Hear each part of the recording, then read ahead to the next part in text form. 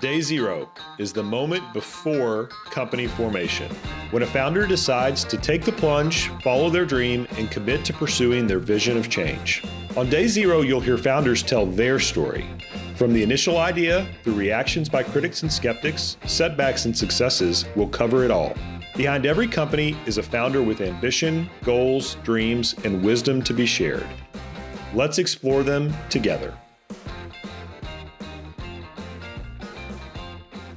Well, good afternoon, Rasmus, and welcome. Thank you very much, Gary. A pleasure to be here. We're pleased to have you at this microphone.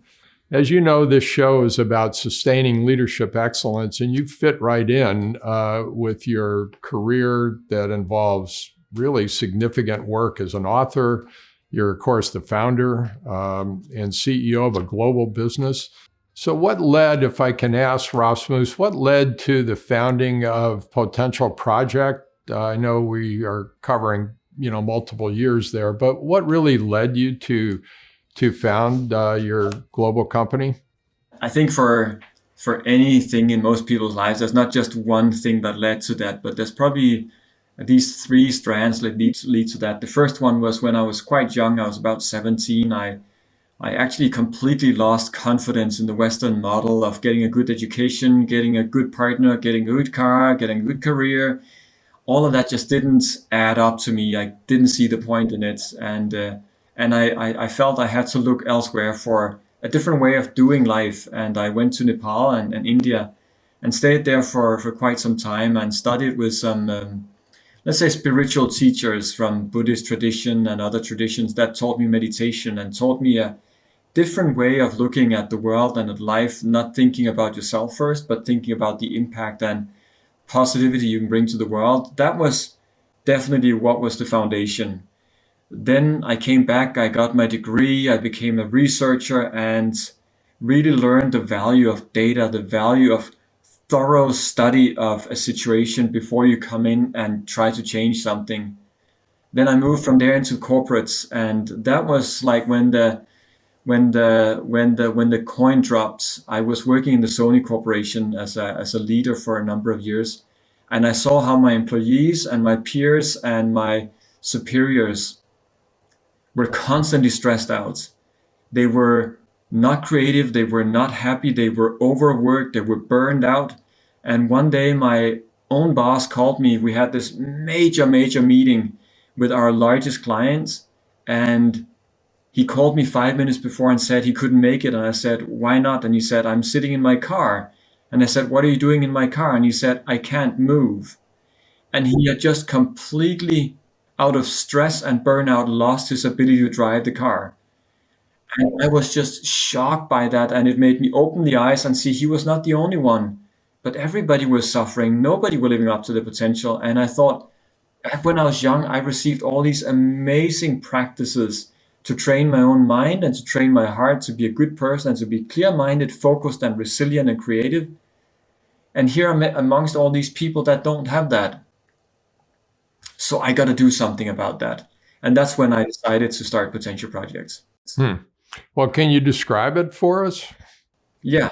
So Potential Projects is, as you said, a global company. We're in some 30 countries working with around, I would say, 500 global clients like Microsoft and Cisco and Accenture and all the big companies. And what we do is research, leadership development, and consulting, really helping our clients to ultimately create a more human world of work. Creating a more human world of work where people can be truly themselves, where people can feel truly cared for, where leaders are really good human beings that unlearn management and relearn being humans. It's all about creating a world where, I have 3 kids and they're going to join the workforce in just a few years. I want them to have a good experience. And that's the kind of world of work that we're trying to create. Rasmus, we've learned through the years, thousands of interviews, that if we can hear from our guests about their early years growing up, how they evolved as a leader, that gives us a better understanding of their leadership style and performance. And to that end, let me just start with, what was life like growing up for you, Rasmus? It was actually really wonderful. It was I loved my childhood. My parents came from a part of Denmark that is quite conservative, and they moved to this little island in the Baltic Sea. A lot of hippies and artists, creative thinkers moved there, and my parents were some of those. So it was a very beautiful community of very free-spirited people. And it was a lot of nature. So I see myself as this little boy walking around in the woods, around the lakes, at the big cliffs, at the water with the waves coming up. That was what life was like, and just surrounded by a lot of really beautiful people. It was a beautiful time. Well, and I think about your time in New York City and contrasting that to that's quite a change. But that sounds like an idyllic existence, really. What did the young Rasmus think about leadership? At what point did you begin to think about leadership? I would say I didn't spare that a single thought when I was a child, not a single thought. But having said that, I think I learned a lot because the community that I was surrounded by was very non-hierarchical. The school I went to, there was not a school principals. Teachers together were making decisions. So everything was very flat in that way, not hierarchical, not top down. And I think that has just always been how I thought about how to get stuff done, is through influence and through communication, but not through mandates and commands. That has definitely shaped how I see leadership. How about your parents? Have they influenced your leadership style? I think so, a lot. They both were in leadership positions in healthcare and social work. And I think they also embodied this very flat, very, you lead by influence, you lead by having good conversations. And so it's just always been natural to me. I've always questioned the other way of leading, the more traditional top-down. It just never really made sense to me. You're a prolific author, Rasmus. Do you enjoy writing? I think it's like anything else. If you have the time, anything is beautiful and wonderful, or at least can be. In my situation, leading some 200 people, I don't have that much time. And when I used to do, I really enjoyed writing. But these days, I have to confess, I am using a lot of my colleagues and a professional writer to make things more polished and clear. But when I have the time, I really enjoy it, yes. Do you have a pattern? Is there a certain time that you write? Some people write early in the morning. Some people write late at night. Any pattern? I tried to do that, and it just didn't work because the intensity of my work is just so that there's no time of day where it's standing still. So I realized I need to take out chunks of time. So it's like everything from 3 to 7 days. I just block completely, go to somewhere with no internet, and then just sit and write with the people I write with. Well, let's dig into compassionate leadership, how to do hard things the human way. One of the obvious questions, given that you operate in 30-some countries, does each culture interpret the term compassionate leadership the same way? No. There's a lot of different interpretations of that. And even the word compassion is so differently understood, even in a country like America where it's the native word. Case in point, most people don't know what is the difference between empathy and compassion, and they think it's the same thing, and it is absolutely not. Empathy is a really important skill for leaders. We need to be able to connect with the suffering we see in other people so they can see we understand them. And then there is communication. But as a leader, if we stay in empathy where we're literally taking on the suffering of that other person, we can't be effective in helping them and driving an agenda. So making that distinction is really important. And so in any culture, we have to help define what compassionate leadership means, including the biggest misinterpretation people have is when we're compassionate, we're nice. We're nice people giving people what they want, which is not what compassion is. Compassion is about doing the right thing for people, helping them on their path, which can be giving really tough feedback, which can even be laying people off. So yeah, there's a lot of different interpretations. So we need to do some education on that. Yeah, for sure. I test drove the term with some of my friends, and some of them said that's an ideal, Rasmus, but I don't know if I could actually do it on a day-to-day basis. I'm sure you hear that, have heard it before. How do you respond to that kind of thought? Well, that's a really wonderful question. First of all, ideals are good because that means there is an ideal scenario that's better than what we have now. So if we see compassionate leadership as an ideal, that's good. Then the question is it doable? And my answer is absolutely yes. Otherwise, we wouldn't have written a book about it. So we've been working in the field for some 10 years.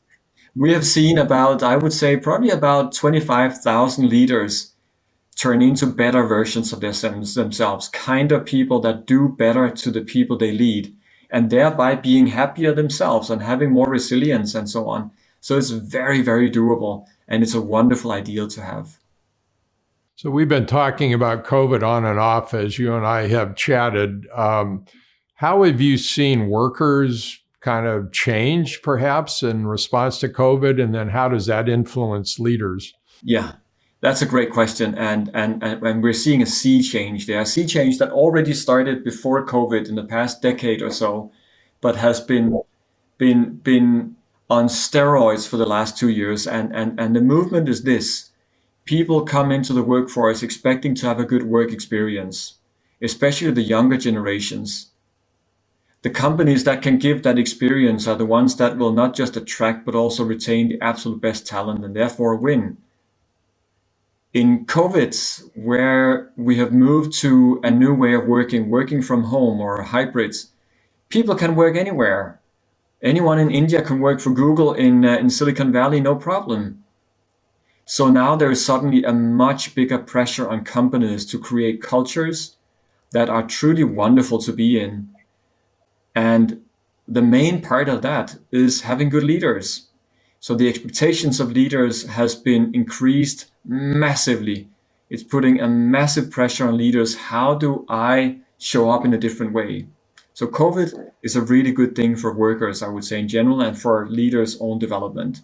So it takes a while for these trends to feed back into education. I'm thinking perhaps about a business degree, an MBA. So are leaders kind of on their own here to try to figure this out and adapt to it? I want to say yes and no. I think, first of all, yes, they are, because as you say, education systems move slowly. Having said that, business education does move faster than other parts of education, I think, because it is in so close contact with the real world. And I do see a lot of business schools, both in the US and abroad, that are really picking up some of the key terms around how to become good leaders, not just effective leaders, but good leaders. You made reference to kind of leadership over the last decade beginning to change, and it's been on steroids in the last couple of years because of COVID. What's your view, Rasmus, of, let's say, the last 25 years from the old days in IBM where they used to wear a white shirt, and a hat to work, and that's kind of a dramatic example. But how has leadership evolved over the last 25 years or so, would you say? There's so much to say about that. One analogy that I think is a good one, that I was passed on by the former managing partner of McKinsey, Don Barton, who I think was an amazing leader. He said, the idea of the leader coming in on the white horse and saving a company and being, the sole course of success is just so outdated. So outdated. Leadership today is much more about influencing people to see a great future, how to get there, and then get them motivated. There are no of the newer generations, which are the ones that are driving the workforce nowadays, that buy into the idea of being told what to do. We are all autonomous human beings. We like to be autonomous and to have, to have control over what we do and how we do it. So top down, command and control, all that stuff is so outdated. And I would say even the management disciplines that has been taught for years, how to do a good performance management review session, all of that is just outdated. It is much more about how we show up as human beings, how we are as human beings is much more about how we do things rather than what we do. Everything is different and should be different. Your work really is what I would call evidence-based. That's a term that we use a lot in healthcare. I don't know if it's used outside healthcare much, but for the book, you conducted a 350-person survey, mostly CEOs and CHROs. Any surprises there? Did you pretty much reinforce what you were thinking, or had things evolved in a different way than you might have expected?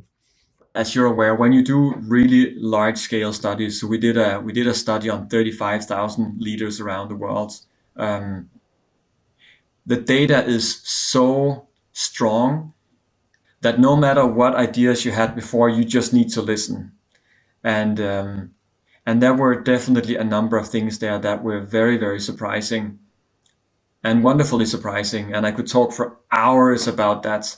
Maybe there's two just highlights, at least for me. One is maybe not surprising, but it was just so strong. And the other one is really wonderfully refreshing, I think. The first one was data showed very clearly that a leader that shows up with compassion, so caring attitude to his or her employees, will have around a 38% increase in the followers' job satisfaction, performance, and so on.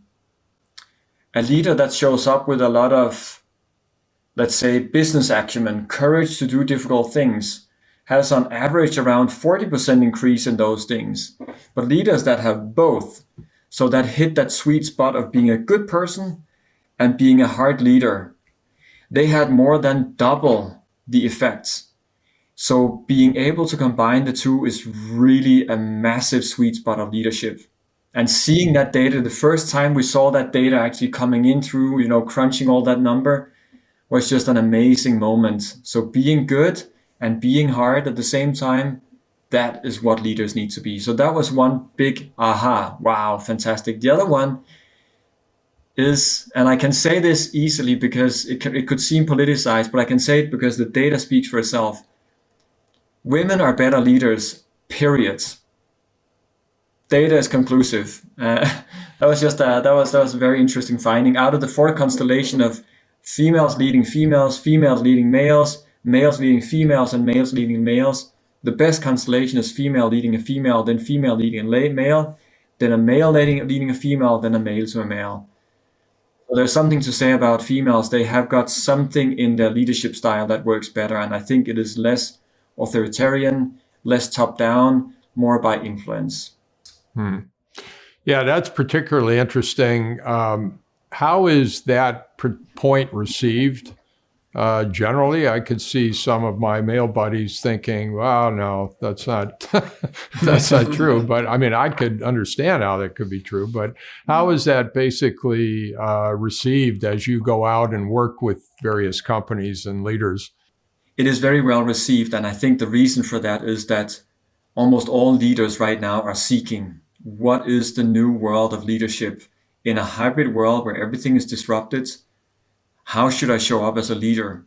So leaders generally are very, very open to learn what is the new world. And I think the point here is not, then we need to get more female leaders. Well, that could be a point, but it is more, what can we learn from the female leaders that can be adopted generally into leadership models? And I said, I think the idea of letting go of top-down mandating is a good thing. More leading by influence, by collaboration, by tuning into people, really listening and understanding where they're at is really important. Yeah, that's an important point. You use the term in the book, wise compassion, which seems to be a pretty descriptive term, but can you describe how you arrived at that term and how that's received with your clients and others? So the idea of wise compassion comes back to the point we found on the data before.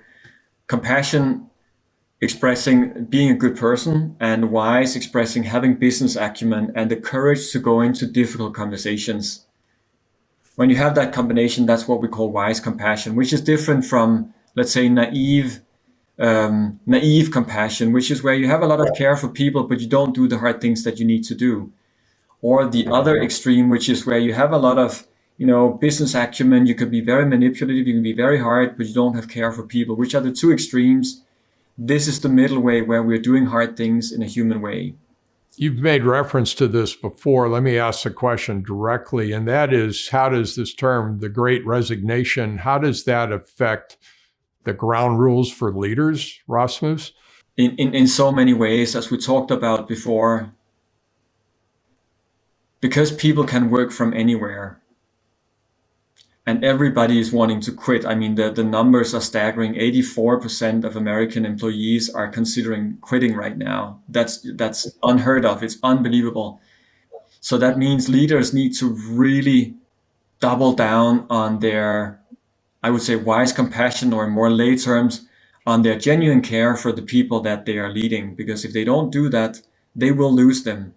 But at the same time, I think it's important to flip the Great Resignation or the Great Attrition to the Great Attraction, because the flip coin of this, or the flip side of the coin here, is that leaders can also attract all the great talent, because talent is looking at moving anyway. So if you as a leader can go out and really show your best self, you can attract, and companies can attract really great people. So the great attrition is also the great attraction. There's a great potential here. And it comes down to changing the game of leadership, as you say. The answer to this question may be obvious, but you are exposed to so many leaders in multiple cultures. Do you think that there's any danger that once COVID, the intensity of COVID is gone or diminished, will leaders kind of forget all of this and go back to the way that their old habits, so to speak? I don't think so. I think had the pandemic gone for just 2 months, yeah, definitely.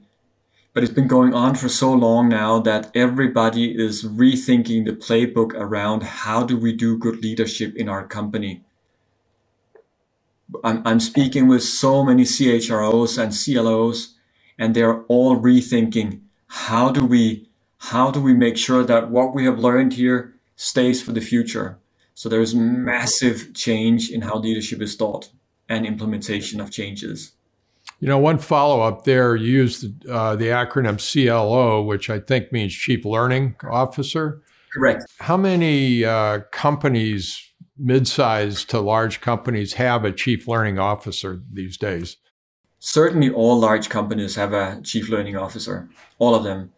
I would say any company that have more than 10, 15,000 employees, I would say, have a Chief Learning Officer, or they would call it Director of Learning or VP of Learning, whatever. Yeah. Well, let's review several key topics of the book, Rasmus. One chapter heading is Unlearn Management, Return Being Human. Tell us more about that, would you? Yeah. So that's one of the key mantras of the book, is this whole idea of relearning being human. And the idea of that is that, especially before COVID, many leaders have been taught old regimens of how to lead or how to be a manager, like how to do a performance review session, how to give feedback. And, it's all put in boxes and numbered and all that stuff. And that means as leaders, it's not really you, but you're following a prescriptive diet of how you should show up. But as humans, we're all different. And then add to that each individual we're talking to is different. So if we're sticking to these recipes, it doesn't fit us completely, and it doesn't fit the context of the other person. It doesn't work. Humans that join organizations are humans, and they want to have a human experience. And if leaders are showing up with recipes, that's not human. That's just robotic. So leadership in the 21st century is about unlearning management, relearning being human. That means having the courage and the vulnerability to show up in one-on-one conversations almost mentally naked and see, okay, so where is this conversation going to take us? How can I support the person in front of me in being a better person? it's a very different way of leading than following the old models. Very much so. Use the term in the book, common humanity. Is that what you mean by what you were just discussing? Yeah, common humanity is basically the foundation of that. Common humanity is actually I think it's a term that the Dalai Lama has coined. He's saying very basic. There's one thing that ties all humans together, or all sentient beings for that matter, is we all want to be happy. We may express that in different ways, we may seek it in different ways, but we're all looking for happiness, and none of us wants to suffer. But we all suffer.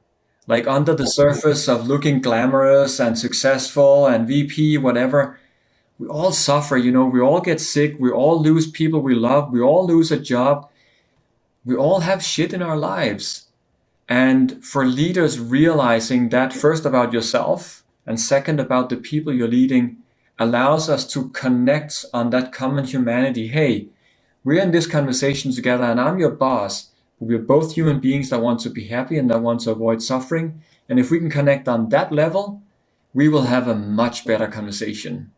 Just building on that, we talked about the greater good and leading for the greater good, so to speak. And what's your advice to somebody who's, day-to-day problems with COVID and difficulties in a variety of kind of tactical ways? How do you advise people to think about leading for the greater good in those situations, Rasmus? Yeah, that's a great question, because it can seem like, oh man, I don't need to just do my job. I also need to add benefit to the, humanity and so on. That's just an added burden. Wow. So I would say start with yourself. You yourself are part of the greater good. You're part of humanity. Take care of yourself first. Make sure you get enough sleep, first of all, because without sleep, we all just don't play to our strength. Secondly, make sure you get time for yourself. Just do what you need to take care of yourself. Like, have a genuine sense of self-compassion. And then our research showed that those leaders that actually start to adopt those practices, man, they suddenly become way more resilient. And when you take care of yourself, you have much more capacity for taking care of others. So it always starts by yourself. Take care of yourself. And then you will feel compelled to take care of other people. If you feel a sense of overview and energy and you see someone that's suffering, like, all of us are innately good. So our immediate response is, hey, pal, man, I see you're suffering. What can I do? It just comes natural to most of us. So don't try to fix the world first. Take care of yourself, and then you can take care of others. Well, I was smiling with get enough sleep because I'm guilty as charged, Rasmus. I need more counsel in that area. But you also make the point, always give more than you take. Can you give us an example of how that works? I mean, I understand the point, but how does that work as a practical matter? Yeah, you give more than you take. I like to make it even a little more broad and say, always leave a situation, whether that's a person or a work situation or a room, nicer than when you came. So try and add some benefit to wherever you can.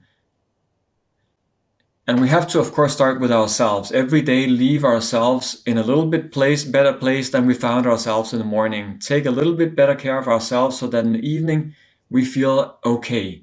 And next day, we're a little bit better. Add on to that. As you've done that, apply that to any person you meet. Before you go into a conversation with someone, just take 1 minute to reflect on, where is that person at? What are his or her problems?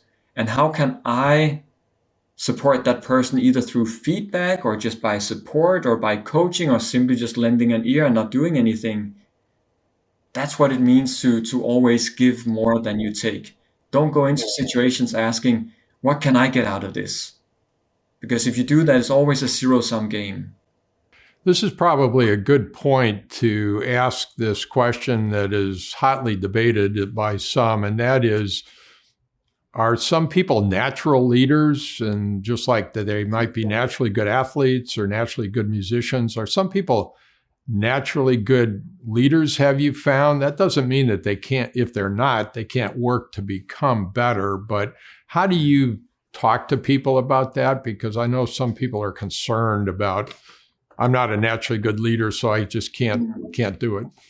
I would say, first of all, to those people that say that, you seem to be self-aware enough that you can develop to be an exceptional leader. That would be my first take. The ones that say, yeah, I can be a great leader, those are the ones we should be concerned about, because there may not be enough self-awareness to see their own flaws and shortcomings, which we all have. But to answer your question more specifically, we all have the potential to develop. We all have the potential to be better at anything, including leadership. But some are born with, or not born with, but also raised in a way that they adopt naturally ways of engaging with human beings that are just more compelling, more motivating for the human beings we're with. And those obviously have a massive head start. I think personally I had a great head start by being raised in a very flat structure where it was, as I mentioned, about influence. That has really helped me to always people feel that I'm trying to bring them onto a sense of purpose and a mission by not telling them what to do, but to tell them to just do what they feel is the right thing. That helps a lot.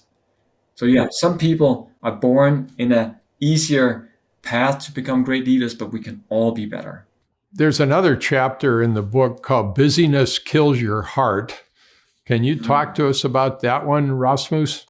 This chapter came out of a conversation I had with a person from China many years ago who shared with me that the word busyness, not business, but busyness in Chinese consists of two syllables, one meaning killing and the other meaning heart.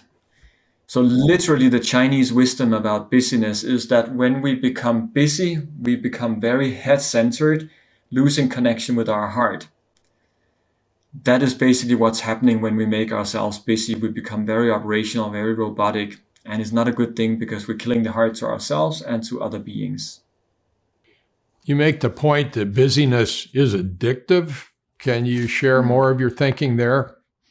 Busyness is addictive because from a neuroscientific perspective, when we achieve something, which is what we do when we're busy, let's say, oh, I'm so busy, I'm going to respond to this email. The moment we click send on that email, dopamine is released in the brain as a reward for having achieved something. And dopamine is highly addictive. So then we want to do more emails. But we all know emails is not the most productive. It is not the thing that leads to most outcome. We should rather go and have an important conversation with someone or do some strategic thinking. But it is easier to be just busy because we are getting rewarded for it. We call it action addiction. We're basically in the treadmill of doing a lot of stuff, but not necessarily doing the stuff that really moves the needle.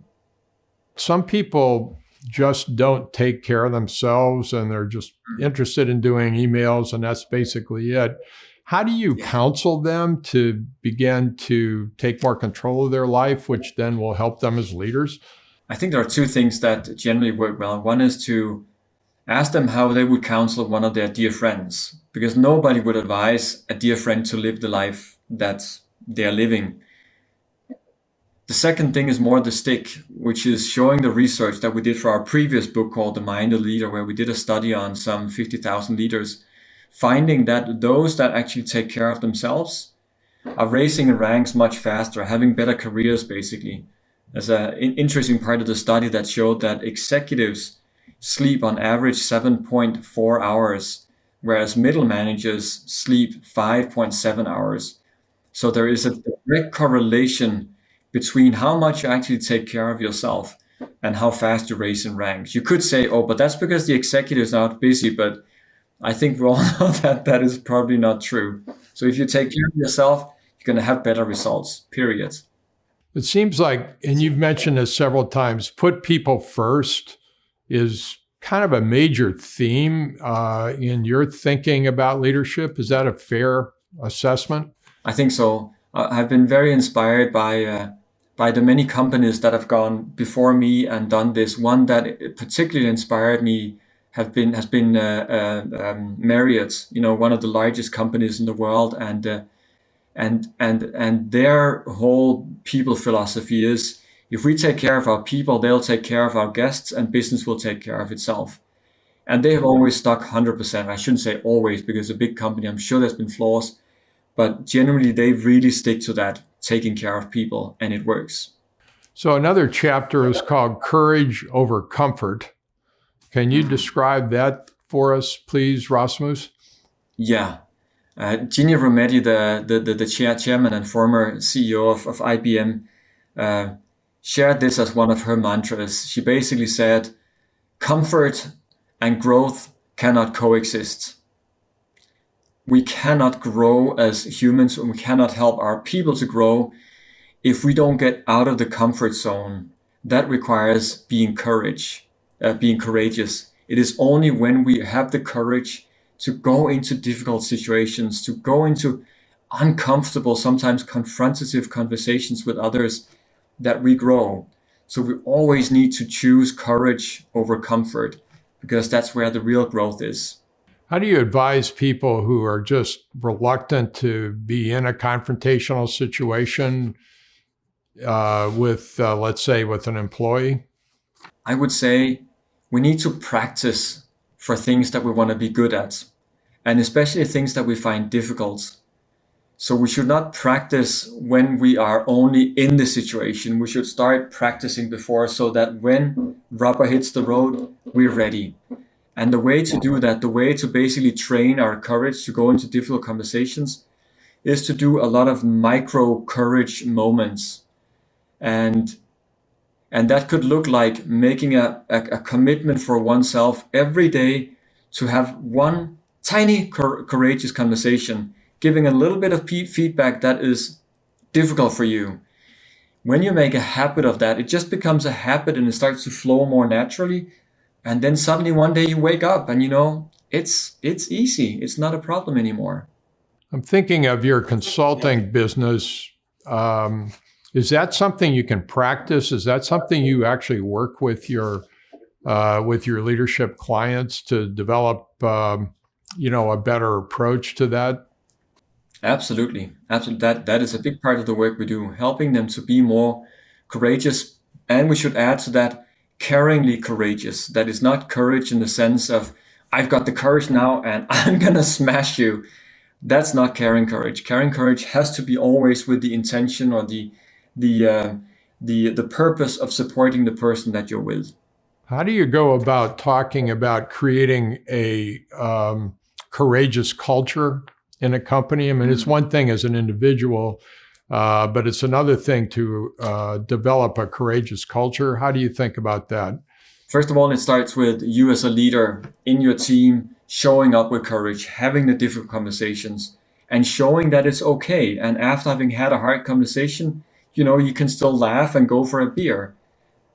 When you normalize courage, then it normalizes and it starts to seep through, because everybody can see that it is a better way of working. Things move faster if we do that way. Compassionate Leadership, How to Do Hard Things the Human Way. It's just a terrific book. And I would advise anybody who's listening to this, it's definitely worth getting. What's next on the drawing boards, Rasmus? Are you thinking about other books at this point? There's always a few books in the wait list. And I think the next book that we'll be doing, I'll say we, because it's never me, it's always a group of us, especially my partner, business partner, Jacqueline Carter. I think the next one that we will be doing is doing a big study on what is a human world of work. Like, what are the hallmarks, what are the pillars of an organization where people feel truly cared for, where people feel they can absolutely thrive, where people feel a sense of inner nourishment and growth by simply being part of that organization. If we can crack that code, we can make the world of work so much better place. Well, we're waiting for that one. You're right. That would be terrific. We'd like to learn a little bit more about Potential Project, your global company. What kind of services are the clients asking for these days? One thing that is a big theme for many executive teams and leadership teams is to get together in a very, very immersive way, because people have been apart for so long now. And it is taxing on the trust, on the speed of collective decision making, on the collective thinking oriented towards the same purpose and goal. So executives and leadership teams are starving to get together in very, very intense settings where they can have the very, very important conversations. And that is something that we do a lot of. So we literally take executive teams up into mountains, into deserts, out to the sea, in a lot of solitude and silence, where there's space to really think of the real important things and then execute that together. You made reference earlier to leading millennials, but what tips do you provide leaders for leading millennials and Gen Zs, for example? Be really genuinely interested in who they are and what matters for them. Because that is what matters for them. Being seen, being heard, being seen for what they are, so that they can bring their best skills and capabilities to bear at work. How does leadership vary from country to country? I mean, how do you have to adapt your basic approach from country to country?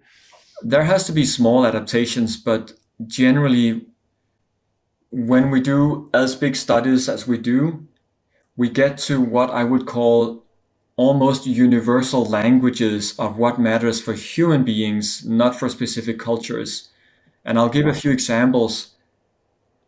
Being present with someone else in a leader, when you're a leader, being present with someone else works across any culture. Any culture appreciates that you're actually looking in the eye and having a full presence there. Another thing is having compassion. I mean, the intention, I'm here to support you. It's a universal human language that completely overrides any company cultural patterns. So that's what we're trying to get to, the universal human languages. Rasmus, this has been a remarkable interview. We very much appreciate your time. I have one last question, if I could, and that is, in our audience are some folks that are up and comers that are working their way up the leadership ladder, so to speak. What advice would you have for them? I would say 2.5 things. First of all, taking care of yourself. And I'm just saying that based on all the leaders I've worked with, but more so the research we've done. If you take care of yourself, you're going to have a better career, get enough sleep, get some exercise, get good food, and so on. When you can take care of yourself, take care of the people that you are leading. Because if people appreciate how you take care of them and how you lead them, they're going to work much better, and they're even going to enjoy that. And that will make you successful. But in being a good person, always combine that with also doing the hard things. So combining that courage with the care, combining the compassion with the wisdom, that is the real sweet spot of leadership. Rasmus, that's terrific advice. This whole interview has really been just excellent. Thank you, sir. Appreciate it.